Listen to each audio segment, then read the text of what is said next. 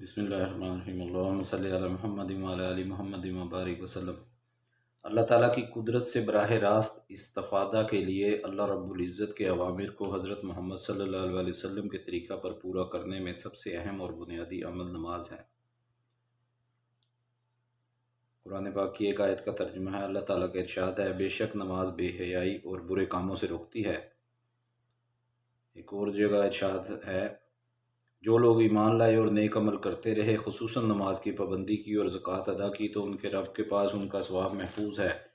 اور نہ ان کو کسی قسم کا خوف ہوگا اور نہ وہ غمگین ہوں گے۔ اللہ تعالیٰ نے اپنے رسول صلی اللہ علیہ وسلم سے ارشاد فرمایا، آپ میرے ایمان والے بندوں سے کہہ دیجئے کہ وہ نماز کی پابندی رکھیں اور جو کچھ ہم نے ان کو دیا ہے اس میں سے کچھ خفیہ اور اعلانیہ خیرات بھی کیا کریں، اور اس دن کے آنے سے پہلے پہلے کہ جس دن نہ کوئی خرید و فروخت ہوگی کہ کوئی چیز دے کر نیک اعمال خرید لیے جائیں، اور نہ اس دن کوئی دوستی کام آئے گی کہ کوئی دوست تمہیں نیک اعمال دے دے۔ حضرت ابراہیم علیہ السلام کی دعا قرآن شریف میں اللہ تعالیٰ نے بیان فرمائی ہے، میرے رب مجھ کو اور میری اولاد کو نماز کا خاص اہتمام کرنے والا بنا دیجئے، اے ہمارے رب اور میری یہ دعا قبول کر لیجئے۔ اللہ تعالیٰ نے اپنے رسول صلی اللہ علیہ وسلم سے ارشاد فرمایا، زوال آفتاب سے لے کر رات کے اندھیرے ہونے تک نمازیں ادا کیا کیجیے، یعنی ظہر، عصر، مغرب، عشاء اور فجر کی نماز بھی ادا کیا کیجیے، بے شک فجر کی نماز اعمال لکھنے والے فرشتوں کے حاضر ہونے کا وقت ہے۔ اللہ تعالیٰ نے کامیاب ایمان والوں کی ایک صفت یہ بیان فرمائی کہ وہ اپنی فرض نمازوں کی پابندی کرتے ہیں۔ اللہ تعالیٰ کا ارشاد ہے، ایمان والو، جب جمعہ کے دن جمعہ کی نماز کے لیے اذان دی جائے تو تم اللہ تعالیٰ کی یاد یعنی خطبہ اور نماز کی طرف فوراً چل دیا کرو اور خرید و فروخت اور اسی طرح دوسرے مشاغل چھوڑ دیا کرو، یہ بات تمہارے لیے بہتر ہے اگر تمہیں کچھ سمجھ ہو۔ حضرت عبداللہ بن عمر رضی اللہ عنہما روایت کرتے ہیں کہ رسول اللہ صلی اللہ علیہ وسلم نے ارشاد فرمایا، اسلام کی عمارت 5 ستونوں پر قائم کی گئی ہے، لا الہ الا اللہ محمد الرسول اللہ کی گواہی دینا، یعنی اس حقیقت کی گواہی دینا کہ اللہ تعالیٰ کے سوا کوئی عبادت اور بندگی کے لائق نہیں، اور محمد صلی اللہ علیہ وسلم اللہ تعالیٰ کے رسول ہیں، نماز قائم کرنا، زکوٰۃ ادا کرنا، حج کرنا اور رمضان المبارک کے روزے رکھنا۔ حضرت جبیر بن نفیر رحمۃ اللہ علیہ روایت کرتے ہیں کہ رسول اللہ صلی اللہ علیہ وسلم نے ارشاد فرمایا، مجھے یہ حکم نہیں دیا گیا کہ میں مال جمع کروں اور تاجر بنوں، بلکہ مجھے یہ حکم دیا گیا ہے کہ آپ اپنے رب کی تسبیح اور تعریف کرتے رہیے، نماز پڑھنے والوں میں شامل رہیے اور اپنے رب کی عبادت کرتے رہیے یہاں تک کہ آپ کو موت آ جائے۔ حضرت عبداللہ بن عمر رضی اللہ تعالیٰ عنہما سے روایت ہے کہ نبی کریم صلی اللہ علیہ وسلم سے جبرائیل علیہ السلام نے جب کہ وہ ایک اجنبی شخص کی شکل میں حاضر ہوئے تھے، اسلام کے بارے میں سوال کیا۔ آپ صلی اللہ علیہ وسلم نے ارشاد فرمایا، اسلام یہ ہے کہ تم دل و زبان سے اس بات کی شہادت ادا کرو کہ اللہ تعالیٰ کے سوا کوئی معبود نہیں اور محمد صلی اللہ علیہ وسلم اللہ تعالیٰ کے رسول ہیں، نماز پڑھو، زکوٰۃ ادا کرو، حج اور عمرہ کرو، جنابت سے پاک ہونے کے لیے غسل کرو، وضو کو پورا کرو اور رمضان کے روزے رکھو۔ حضرت جبرائیل علیہ السلام نے پوچھا، جب میں یہ سارے اعمال کر لوں تو کیا میں مسلمان ہوں گا؟ ارشاد فرمایا، ہاں۔ حضرت جبرائیل علیہ السلام نے عرض کیا، آپ نے سچ فرمایا۔ حضرت قرۃ بن وعموس رضی اللہ عنہ فرماتے ہیں کہ ہماری ملاقات نبی کریم صلی اللہ علیہ وسلم سے حجۃ الوداع میں ہوئی۔ ہم نے عرض کیا، یا رسول اللہ صلی اللہ علیہ وسلم، آپ ہمیں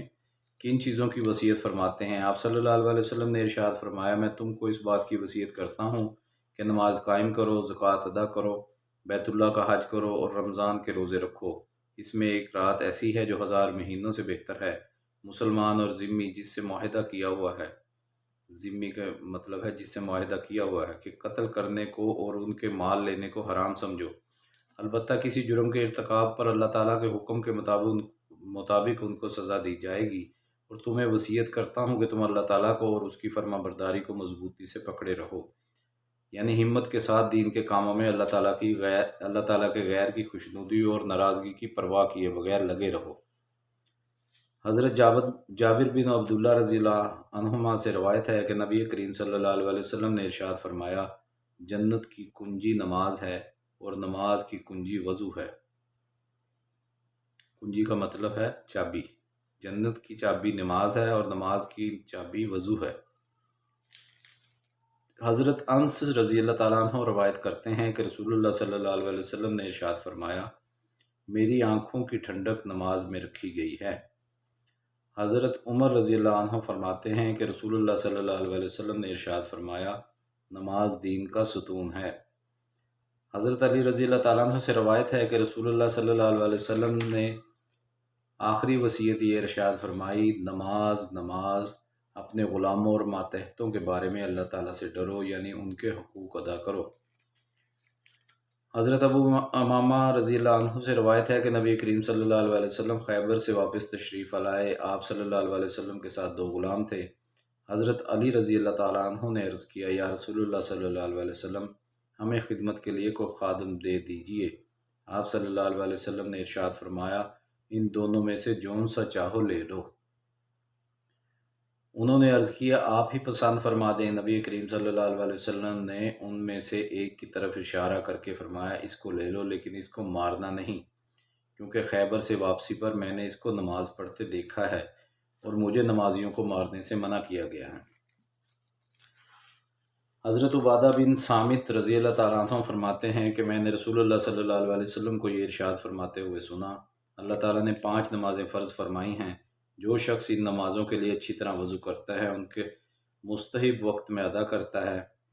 رکوع سجدہ اطمینان کے ساتھ کرتا ہے اور پورے خشوع سے پڑھتا ہے، تو اللہ تعالیٰ کا وعدہ ہے کہ اس کی ضرور مغفرت فرمائیں گے۔ اور جو شخص ان نمازوں کو وقت پر ادا نہیں کرتا اور نہ ہی خشوع سے پڑھتا ہے، تو اس سے مغفرت کا کوئی وعدہ نہیں، چاہے مغفرت فرمائیں چاہے عذاب دیں۔